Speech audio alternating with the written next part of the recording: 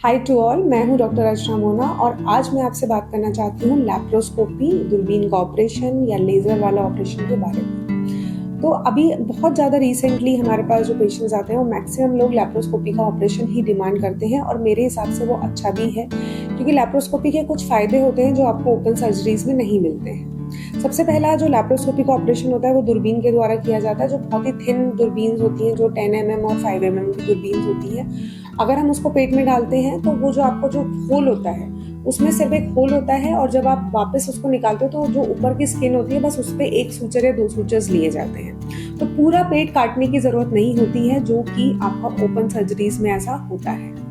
दूसरा फायदा हमें ये होता है, जो उसके इंस्ट्रूमेंट्स होते हैं, जो लैप्रोस्कोपी के इंस्ट्रूमेंट्स हैं, जो ओपन सर्जरी के इंस्ट्रूमेंट हैं, उनमें काफ़ी अंतर होता है। जो लैप्रोस्कोपी के इंस्ट्रूमेंट होते हैं वो कोएगुलेशन या कॉटरी पे काम करते हैं, जो आपके जो टिश्यू होती है या जो ब्लड वेसल्स होती हैं पहले उनको सील करते हैं, पहले उनको पूरा सील कर देते हैं वो, और उसके बाद उनको कट करते हैं। और जो अपने ओपन सर्जरीज के इंस्ट्रूमेंट होते हैं, ज़्यादातर केसेस में हमें ऐसा बेनिफिट हमें नहीं मिलता है, हमको डायरेक्ट उसको या तो सूचर करके या किस तरह से हमें बांधना पड़ता है। इस चीज़ से फ़ायदा ये होता है कि जो लैप्रोस्कोपिक ऑपरेशन होता है उसमें जो ब्लीडिंग होती है या फिर जो ब्लड लॉस होता है वो बहुत बहुत बहुत मिनिमम होता है in comparison to open surgeries.